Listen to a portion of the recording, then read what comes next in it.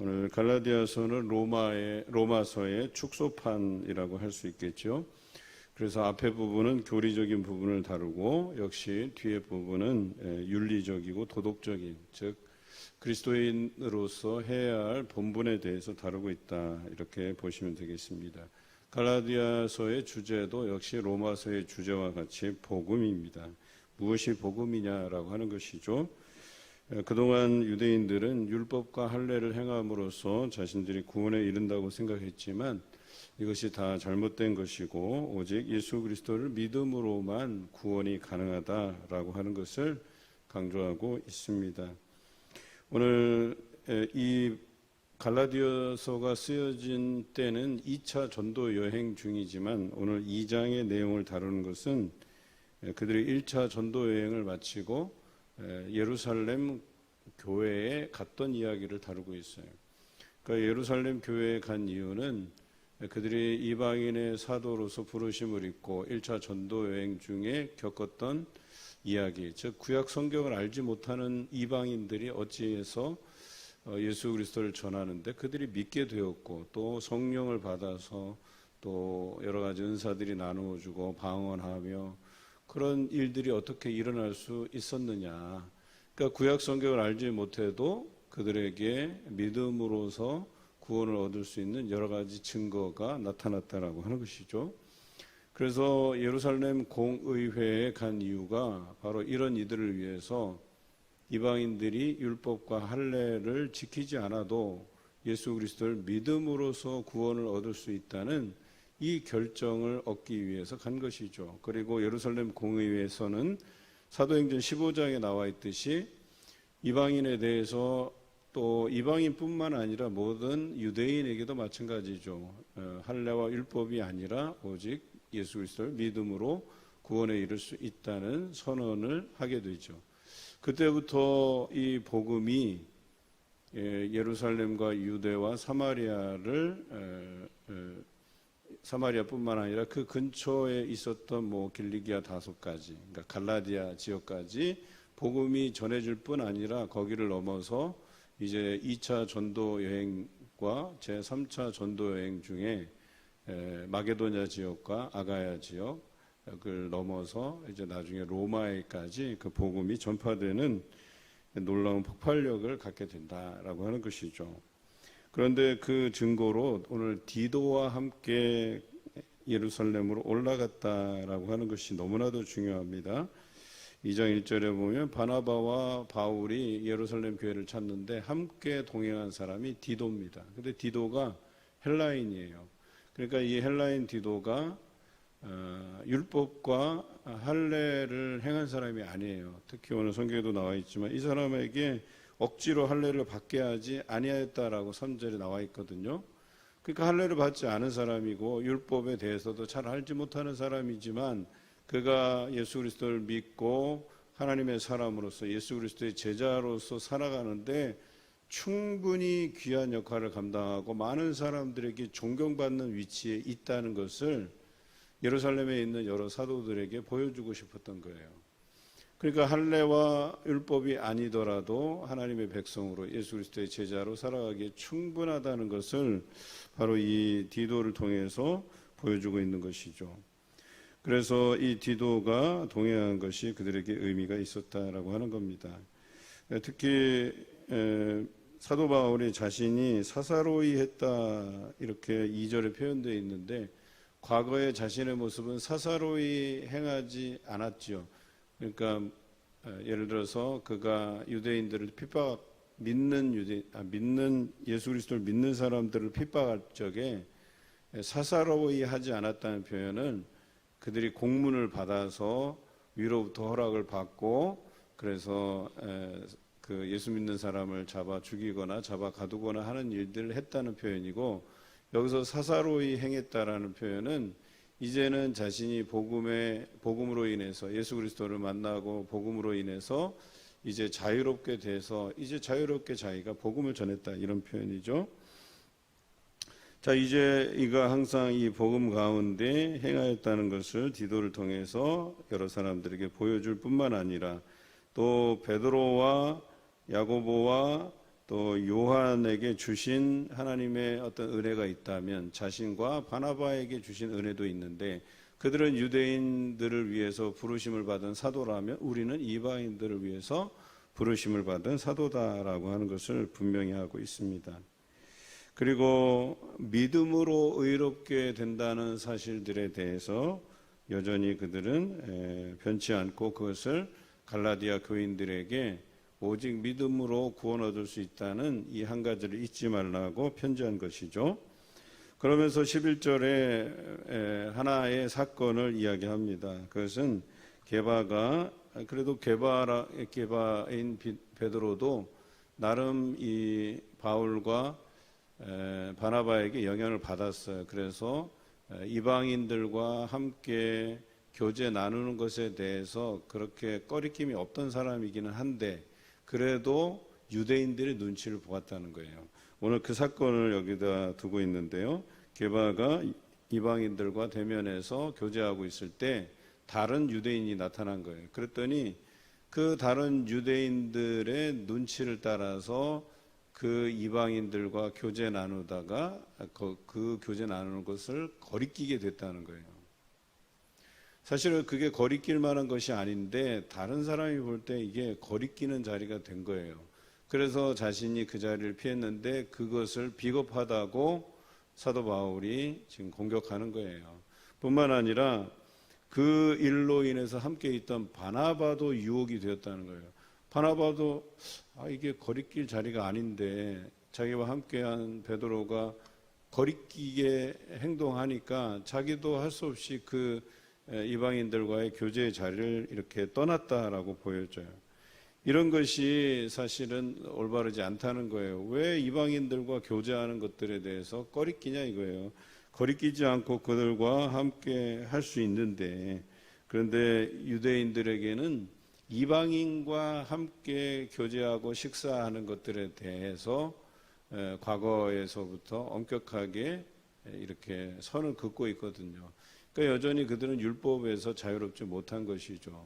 그러니까 다른 그 율법을 엄격하게 지키는 자들이 와서 그 자리를 보고 혹시라도 자기를 오해할까 봐 그 자리를 떠난 것인데, 사실은 그럴 필요가 없었던 거예요. 자신들이 이제는 율법에 얽매여서 살아가는 사람이 아니라 이 복음을 따라 살아가는 사람들인데 왜 그런 눈치를 봤을까? 이 이야기를 하면서 너희가 유대인으로서 이방인을 따르고 유대인답게 살지 아니하면서 어찌하여 억지로 이방인을 유대인답게 살게 하려느냐라고 이야기한 거예요. 그러니까 여기에서 자신이 거리끼는 그것만이 아니라 여기서 한 가지 더 나아갔다고 보는 거예요. 사도 바울은 너의 그 행위로 인해서 이 사람들이, 이방인들이 유대인과 교제하기 위해서는 할례를 행해야 되는가 보다, 율법을 지켜야 되는가 보다, 여기까지 나아갔다고 본 거예요.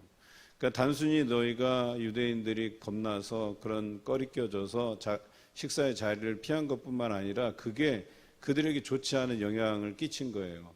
다시 말해서 이 이방인들이 자기들은 이제 믿은 지 얼마 되지 않았고, 또 함께 믿는 유대인 형제들은 구약 성경에 대해서도 되게 정통한데, 그래서 그들과 교제하면 하나님에 대해서 좀 더 알아가고 할 수 있는 여러 가지 유익이 있는데, 그런데 그렇게 하기 위해서는 저들이 지키는 할례와 또 율법을 우리가 지켜야 되는가, 이런 고민에 빠지게 했다라고 이야기하는 겁니다. 그런데 사도 바울은 정확히 이것에 대해서 지적해요. 그들을 책망하고 우리는 오직 예수 그리스도를 믿음으로써 구원을 얻을 수 있다라고 하는 것에 대해서 명확히 하고 있죠.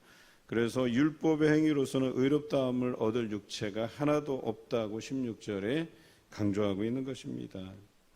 왜 이 사건을 이 갈라디아 교인들에게 쓴 편지에 소개했을까? 베드로를 비난하기 위해서, 바나바를 비난하기 위해서 쓴 게 아니잖아요. 여기서 말하는 것은 오직 우리는 예수 그리스도를 믿음으로써 구원을 얻을 수 있다는 이 한 가지를 강조하기 위해서 쓴 것이죠. 그래서 이 일을 통해서 사도 바울이 결론적으로 내가 그리스도와 함께 십자가에 못 박혔나니 그런즉 이제는 내가 사는 것이 아니고 내 안에 그리스도께서 사시는 것이다. 이제 내가 육체 가운데 사는 것은 나를 사랑하사 나를 위하여 자기 자신을 버리신 하나님의 아들을 믿는 믿음 안에서 사는 것이다 라고 결론적으로 이야기합니다. 여러분, 그렇습니다. 우리가 믿음 안에서 사는 것을 잊지 마시기 바랍니다. 믿음의 걸림돌이 되는 것이라면 그 무엇이라도 우리가 과감하게 내려놓을 수 있어야 된다라고 하는 것이죠.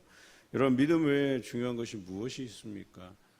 그런데 참 이상하게도 우리가 살아가면서 믿음보다 더한 것들이 있다고 생각하면서 살아가시는 것 같아요. 이게 중요하다고, 이게 중요하다고. 여러분, 믿음밖에 중요한 것이 없다는 것은 성경에서 확증하고 있는 것이고 여러 사도들을 통해서 가감없이 우리에게 지금까지 전해온 것인데, 이 진리들을 내버려두고 과연 믿음보다 더 중요한 것이 무엇이 있을까라는 고민이 들게 하는 사람들이 교회에 있다는 것이죠. 오늘 이 성경에는 가만히 들어온 자들이라고 이야기합니다. 즉 이방인들이 세운 교회 안에서도 흩어진 유대인들이 함께 신앙생활을 했는데, 이 사람들이 들어와서 이제 이 사람들이 행하는 것을 보고 믿음으로만 우리가 구원을 얻을 수 있는 이 진리가 분명한데도 불구하고 이들에게 뭐예요?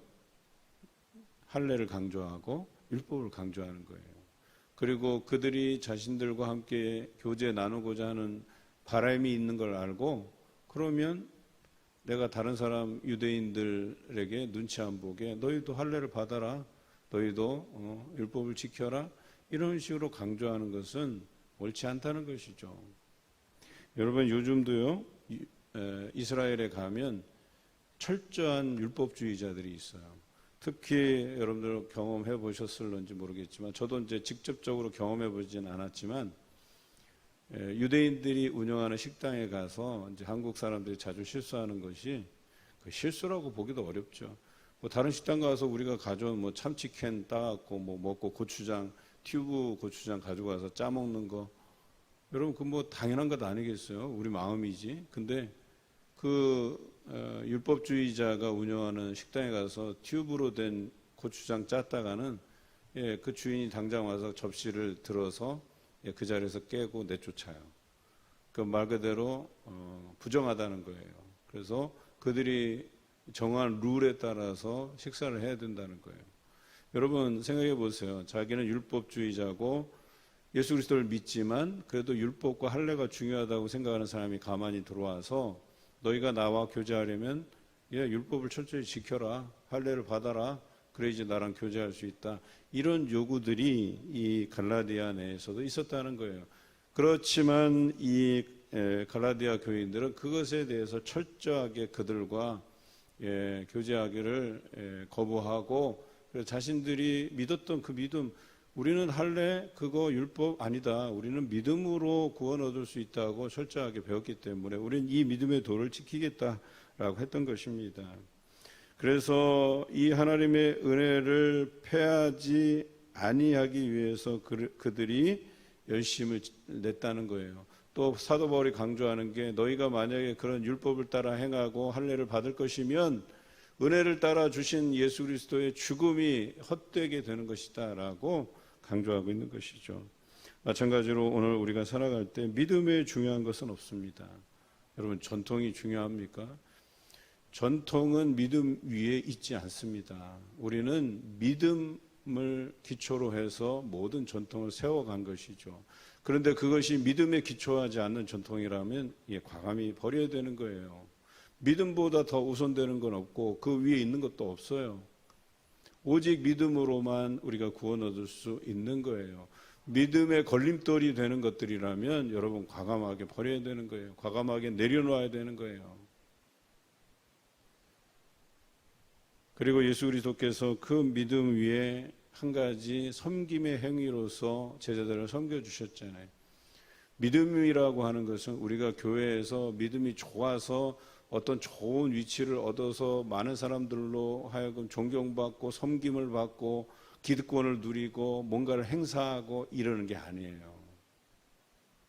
결과적으로 믿음이라고 하는 건 믿음의 원숙한 경지에 오르게 되면 예수 그리스도처럼 섬김의 자리에 서게 돼 있다는 거예요. 성도들을 섬겨야 되고 또 자신의 것들을 희생하고 포기해야 되고 그리스도께서 자신의 몸을 내어준 것처럼 나도 다른 사람을 위해서 나를 내어줄 수 있는 이것이 믿음의 원숙한 경지라고 하는 거죠. 오늘날 교회가 비판의 대상이 되고 같은 성도들에게 비난의 대상이 되는 이유는요, 섬기지 못해서예요. 믿음의 원리를 지키지 못해서예요. 예수 그리스도께서 우리에게 가르쳐 주신 그 삶을 제대로 살아내지 못하기 때문에 비난의 대상이 되고 비판의 대상이 되는 것 아니겠습니까? 오늘 말씀을 기억하시면서 율법과 할례가 아닌 예수 그리스도가 내 삶에서 사라지는 귀한 역사를 경험해 가시고 실천해 가시는 여러분 되시길 주님의 이름으로 기원합니다.